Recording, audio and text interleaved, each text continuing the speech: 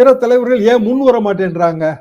கட்சி பலவீனமாகட்டும்னு நினைக்கிறாங்க. அதான் அவங்கவுங்களுக்கு அவங்கவுங்க தொகுதியை பத்தி மட்டும்தாங்க அக்கறை இருக்கு. அதிமுகங்கிற ஒட்டுமொத்த இயக்கத்தோட ஒட்டுமொத்த வெற்றியை பற்றிய அக்கறை இல்ல. இந்த தொகுதியில நம்ம ஜெயிக்க முடியுமா? ஜெயிக்க முடியும். அது மட்டும் நம்ம பார்ப்போம். அப்படிங்கிற மனநிலைமைக்கு அதிமுக வந்துருச்சு. ஒரு கலெக்டிவ் தாட் இல்ல. எம்ஜிஆர் காலத்துல எப்படின்னா எல்லா தொகுதியிலும் எம்ஜிஆர் நிக்கிறாரு. 234 எம்ஜிஆர் நிக்கிறாருயா, வேலை பாருங்க. 234 ஜெயலலிதா நிக்கிறாங்க, வேலை பாருங்க. அப்படித்தான். அப்ப கலெக்டிவா இருக்கும்.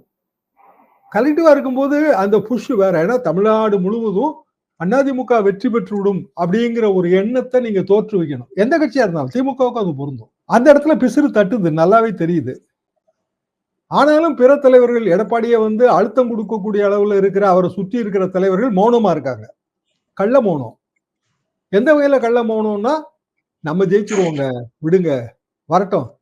எடப்பாடி தோத்தாருன்னா நாளைக்கு அதிமுகவோட தலைமையை நம்ம கைப்பற்றிக்கலாம்.